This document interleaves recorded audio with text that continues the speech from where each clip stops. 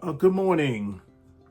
This is the day in the life of an online reseller.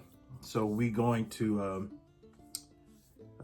it's New Year's Day, and I want to kind of go over some of the things that I do every day. I'm up early, prepping shoes and things like that, or things that I'm gonna put online, and so we're going to show you a couple of things, like when I go to Poshmark and I share stuff, and they have the bulk sharing, and then I'll share it.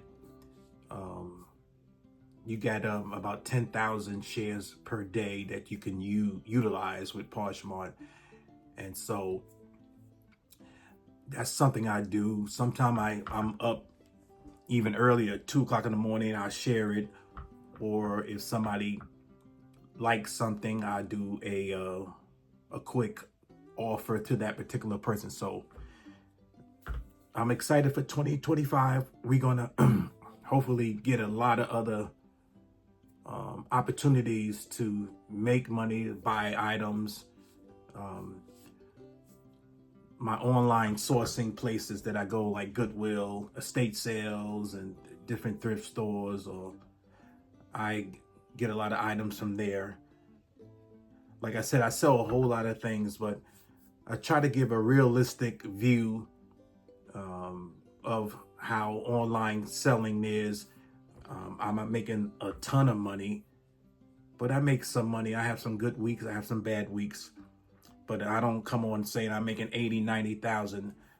I just retired, so my retirement is pretty good. So the online business, at one time I said, this is going to be, I'm going to make tons of money, but I think it's more for me now a hobby.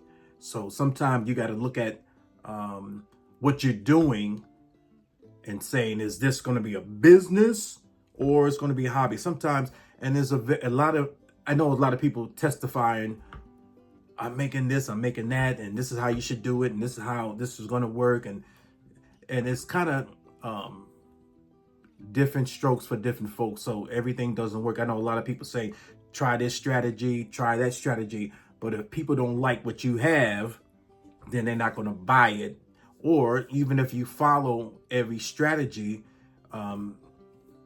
if they don't like your items, they're not buying it. I don't care what strategies you use. So I just try to keep it realistic.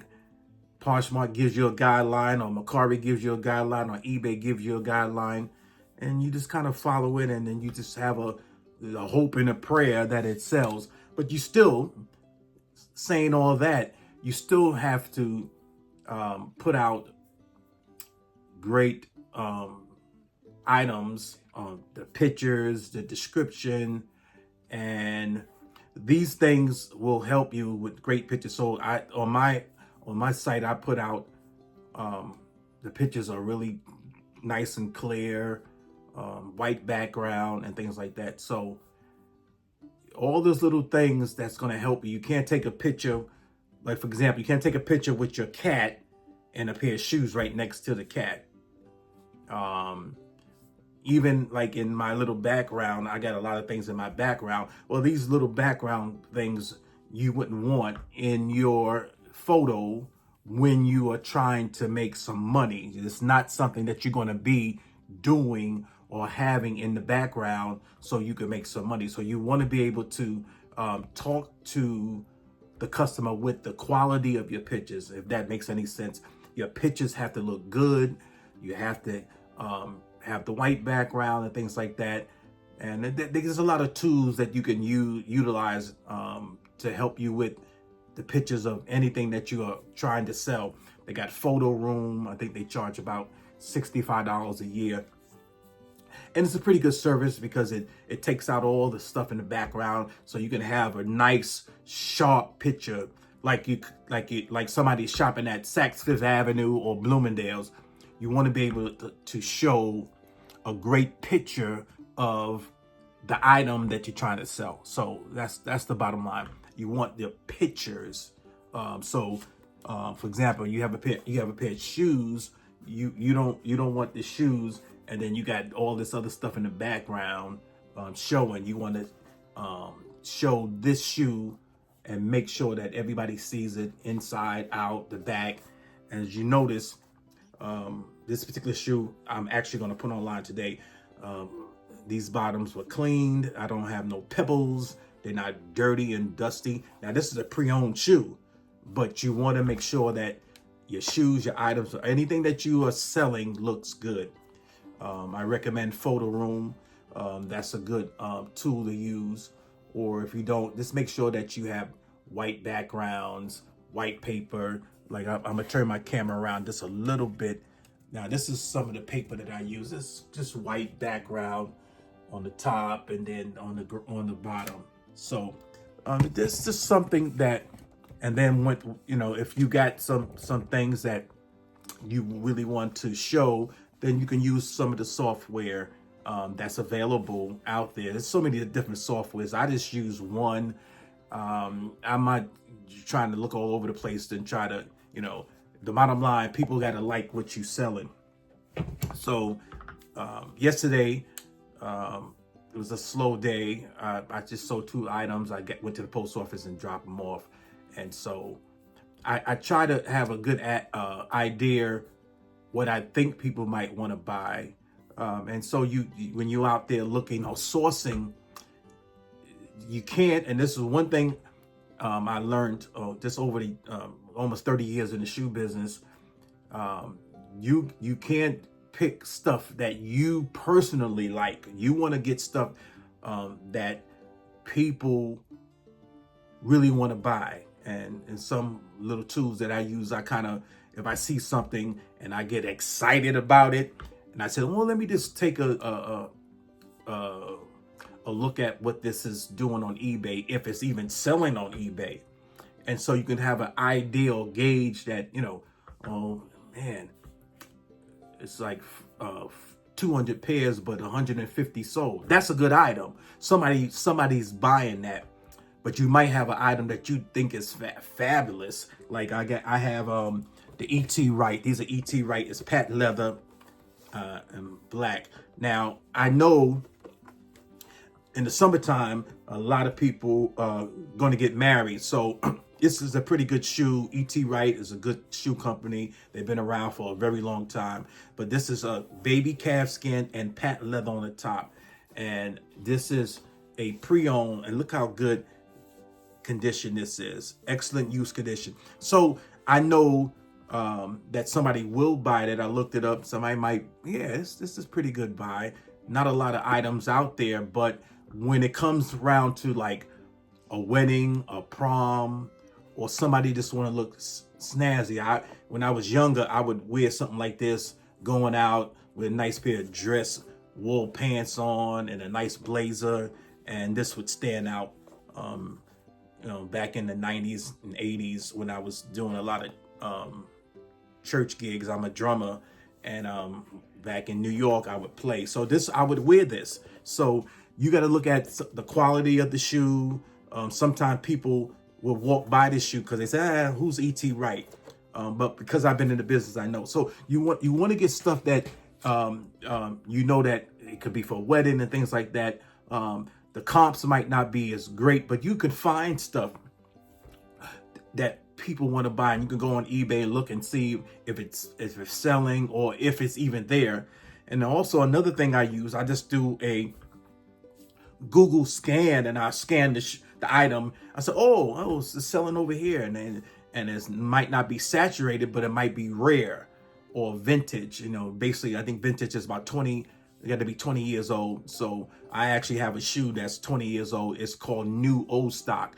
It's new, but it's old, and it's like 20 years old. So it's vintage. So, but it's brand new.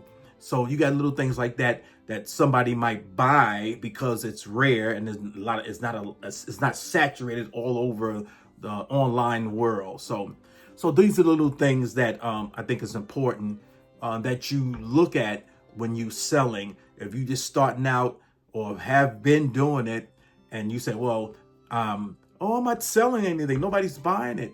Well, you could look at a couple things. Maybe the Nobody wants your item. That's one thing. Number two, the pictures are horrible. Number three, you're selling something at the wrong time. So then you got all those things. So it's maybe not a bad item. It's just how you present it. So, and then sometimes you can't bring your emotions into buying something and say, oh, I think somebody's gonna like it. Well, kind of do just a little research. You don't got to be Einstein with it, but just look at some things and say, oh, I like it, but I'm gonna pass on that. And then try to and look at the stuff, the details, the stitching, if it's real, if it's fake. You might get a Louis Vuitton wallet and it looks good, but then you got to do the research and find out if it's fake, because you put that stuff online, somebody's going to be mad as heck. So you want to have an idea and be realistic about what you're doing. Make sure that is this hobby or this is a business. Because if it's a business, you got to go do deeper research before you invest all your money and then get mad that nobody's buying, because the competition is out there. And so you could have the same item and 20 other people have it, and so somebody might buy it from them. And you got to look at the pricing, what the comp is really selling, what the competition is selling it for. And then imagine, I'll give you an example. You have 25 sellers, and out of those 25 sellers, is only 5 that's doing it full time. And the other 20 are just there, they just throwing it online. And so they're gonna say, give me 50, but the item could be worth 200. So you got 50, 50, 50, and then you got the 5 people selling at 145. So where do you price your item at?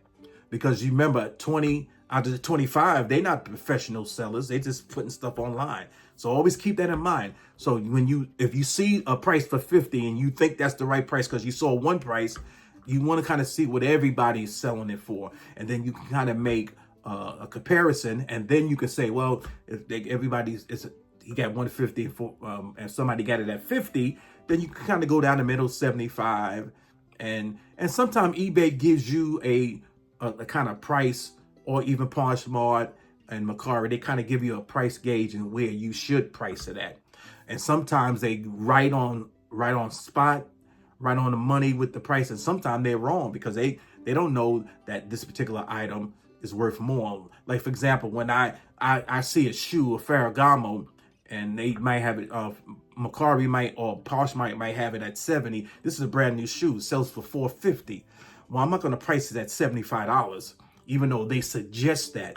But because I know that particular shoe and that particular shoe brand, then I kind of say, well, if it's $450, I do $225, save somebody some money. And then you got to look at your cost of goods. How much it's called COGS. I call it COGS, C-O-G, cost of goods. You got to see what you paid for it and what kind of money that you want to get out of it. And then you're going to have your high price, your ceiling, and then what the lowest you will take for that particular item. Well, if you paid 70 and you put it at 225, so you say, well, if I paid 70, maybe I get it down to 150. Well, I bought it for 70, and then you start taking out the fees. You know, I bought it and I'm selling it for 150. Take out the fees, the 20%, and then you say, well, I'm making 112. I paid 70, so I made me a $40 profit. So you got to look at, okay, I still made money, but I didn't get $300. So your cost of goods, how much money you want to make? You want to make 40, 50 bucks off that item. So you sell that 150, even though you started at 225. That's the lowest price you'll take. You take out all your fees at 20%. That's another 30. So 150, you take 30 out. That's 120. And then you don't let them pay for the shipping, which is on my Poshmark is $8. And then eBay fluctuates by the weight. So then you can make $40 to $50 on an item. So you got to look at your COGS, cost of goods. And so hopefully you'll have an idea. So I just want to encourage people, don't give up. Don't feel bad that you are not making a lot of money, because maybe uh, your strategy is not as well versed as far as how you put the titles and description and things like that. And AI on eBay is really helpful because it can help you put things together with far as the verbiage and the conversation about that item. And so those are the things that are important in your selling. And then also have a good spirit about what you're doing. Be realistic. If you're starting out, just take your time. And just do a little bit more research until you become real familiar with all the items that you sell. Me, I have shoes and so much other stuff, but shoes I know, and I can pick up a shoe and touch it and feel it and say, oh, and then I just do a little scan, a Google search scan of that item, or I go on eBay and type in what that particular item is or shoe, and then I can see, wow, okay, it's like 200, but only 5 sold. So my emotions now, because I think that shoe is fabulous, because I'm looking at it, it's not a good buy. So I'll put it back. I'll put it back because nobody's buying it. So you'll get that item, spend here in Georgia, the Goodwill prices for shoes are like $6.99. I mean, now they actually went up to $8.99. And a lot of other Goodwills, the prices are really going up. So you look at all that stuff, and then you say, well, nah, I'm going to put it back because it's really not selling. So everything that you have and what you're doing, any online platform, anything that you're doing, it's rough. And a lot of times people don't tell you that, you could be burnt out. You can get frustrated just trying to navigate through this world. And there's a lot of people out there trying to do online business, and there's a lot of people that's not making no money, or the money that they think they should make. And so you got to have a plan when you're doing this kind of work, because if you dependent on this just to pay your bills, you might have a problem if you don't sell. So, but you don't give up. You got to keep going. You got to keep going. So I'm doing these videos every day. It's a day in the life of what I do. I get up and just try to have a good attitude. And it could be rough. I'm an older guy now, and so I'm in my 60s. So I'm enjoying that part of my life. Like I said, I just officially retired, and so I'm going to be doing a little bit more YouTube content, talking about this is what I do every day. And eventually I start talking about what I do in the retirement stage of my life while I'm doing the Poshmark. And we go into a little bit more details about that on another video. But I just want to encourage you to keep a good attitude. Don't give up. Don't let nobody stop you. And then do a little bit of research. You don't have to be an expert in it, but just take your time, look at some items, look at your passion. What are you good at? What do you think you can sell? And you could just start with stuff in the house. I got stuff behind me, some pants over here. I'm putting them online. So somebody gave them to me. They're some Ralph Lauren polo pants. So they gave them to me. So even if I sold them for $25 with a 20% discount out of that, that's $5. So I made money, and they were free, but they are $100 corduroy pants. And we in the perfect time to do that kind of stuff. So take stuff from around your house. Read about the stuff that you sell. Take great pictures. And on the next video, I'll show you how I, when I go on Poshmark, how I but how when I'm sharing, Poshmark has a bulk sharing. So on the next video, hopefully I just do a screen, show you live while I'm sharing what I do, because I think it's important. So I just want everybody to stay focused. Look at what you want to sell, and then you go out there and you buy it, because there's so many deals. And once you understand what you have, and if you're the expert of what you know that you have, that you're good at, and so you become that expert in that, and you just keep pushing along. So this is the day in the life of an online reseller, good and bad. So long. Have a wonderful day. Thank you.